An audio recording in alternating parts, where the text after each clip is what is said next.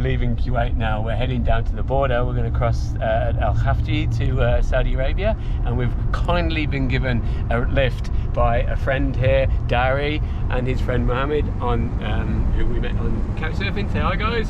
Hello. Hi, hello. Dhary and Mohammed. Hello, guys. Oh, Awesome. It's so kind of them. Like, we're in this enormous GMC. Yeah. I'm not too sure. I'm still blown away by the vehicle. It's about an hour and a half, I think, down to the border, and there was no public transport whatsoever, so there was no way for us to get down there at all, other than flying or hitchhiking. And we've kindly found us got this solution. Going to be brilliant. And the lovely thing is, Dhary and I had actually been chatting on couchsurfing because he studied in Australia. Yes. Like 7 years. For 7 years. Yeah, and I put a post on this excellent Facebook group called Every Passport Stamp. Yeah. And Dhary actually wrote to me on couchsurfing and said, hey, like, I saw your post about getting to the border. Like, I'll drive you. It's absolutely no problem. So that's linking yet another example of amazing Kuwaiti hospitality. Yeah, there's one thing we've found from here is that we've just been showered with amazing hospitality and generosity with everybody we've met. It's just been mind-blowing experience in Kuwait. And now we're heading south to the border, so cue music and shots of the desert.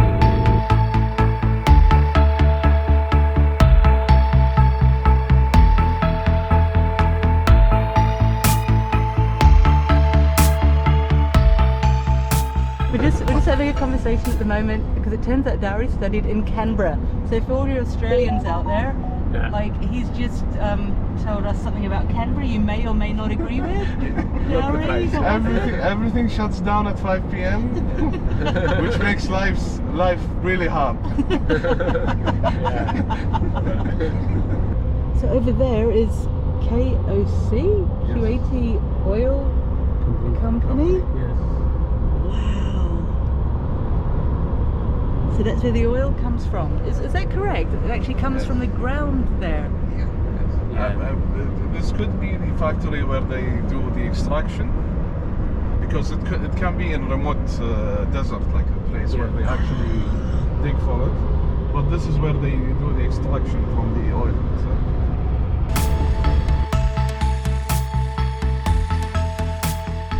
We've just crossed the border and we are in Saudi Arabia. Yes.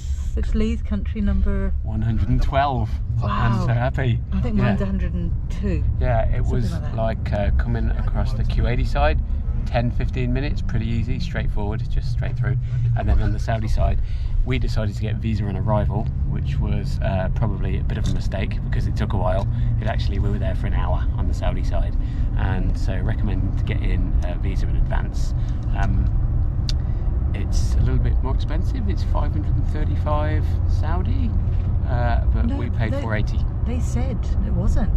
Dhary and the visa guy said that it wasn't. All right, it's 480, which is £106 for a 1-year visa. You can stay for 90 days at a time. They were really friendly and efficient. It took a little bit of a while to get sorted, but we got there in the end. Now we're in Saudi Arabia. Yeah, and it's so lovely that Mohammed and Dhary, sorry guys, I'm shining my blinking camera torch. Yeah, sorry, and he's trying to drive. But yeah, they were very patient and they waited for us, and thank you very much. It's so cool. You're welcome.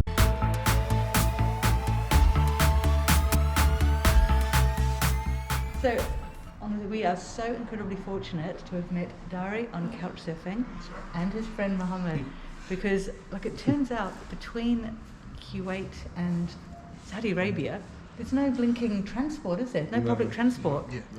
No, and so it was so cool. It's all right. No, it's my pleasure to drive you guys to Saudi Arabia. It's really been a pleasure. It's the most bizarre concept, and like, we made it so much harder for them than it need to have been. Like, if we'd have got a visa on arrival, the Kuwait side took 15 minutes. You know what I mean? We came straight through, then we drove up to like the Saudi bit, and he was like, you know, where's the visa? And it's like, whoops, we had to go back to the lobby. It's better to do it online next time. Yeah, Yes, e-visa. exactly. Because it took 1 hour. And, like, the guy was really nice that we got the visa from, and the Saudi like lobby thing. But yeah, definitely recommend. As Dhary said, visa on arrival. But it's so lovely. Like, it was really nice having a good chat with them. You guys are lifesavers, because like we would have been walking to Saudi Arabia. So Dhary, is it Dhary, right? Yeah, lived in Australia for 7 years. And so, like, what are some, like, the price differences? Like petrol, how much is petrol in Kuwait? Around, let's say, 70 liters would be around $35 maybe.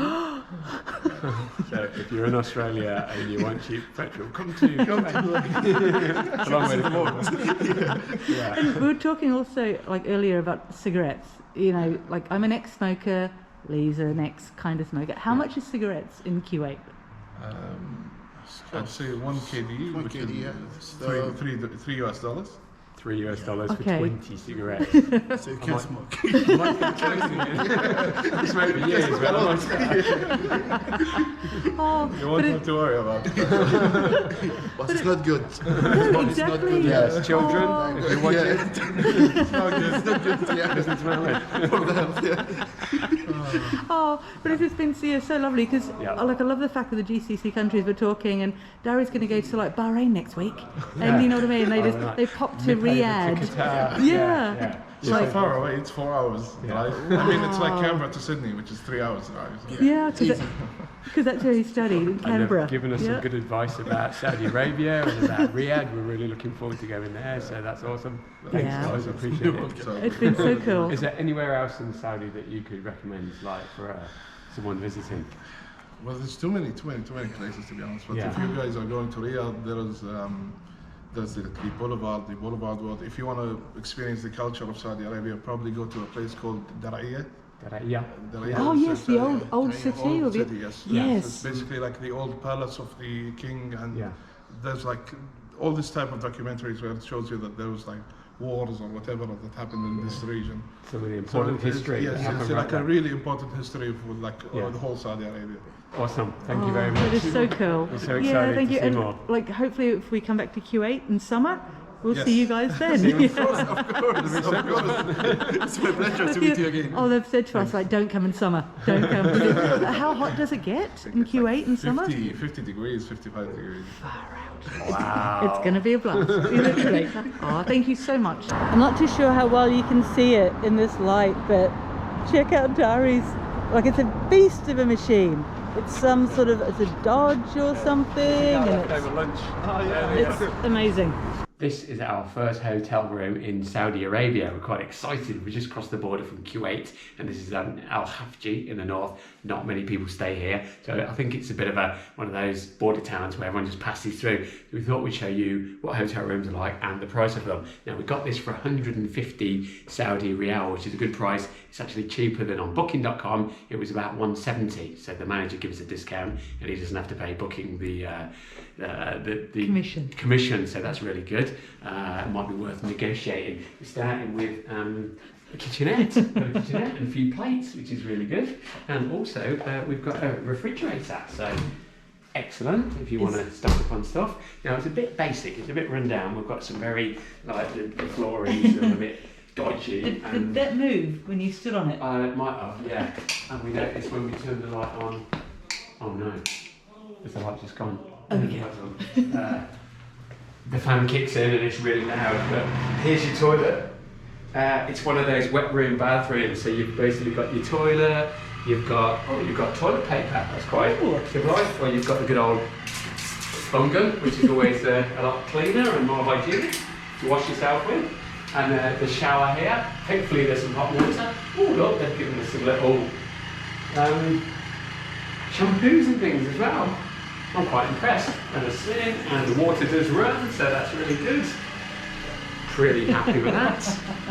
150 Riyal, well put. And then, I'm just gonna turn the fan. yeah, The fan off. it's noisy as. Yeah, a little bit of threadbare stuff and quite soft bits, I suppose, but not too bad. We have a chair. Yay! I have a chair, that's always good, and a desk, and water. Everybody gives you water here. I love that concept, you know what I mean? We're in a desert, and like the guys that bought us here, the friendly guys who bought us over. Dhary and Mohammed. Yeah, from Kuwait gave us water when we left, and downstairs they said, here, have some water, it's free. Like, awesome, so stay hydrated, it's very important.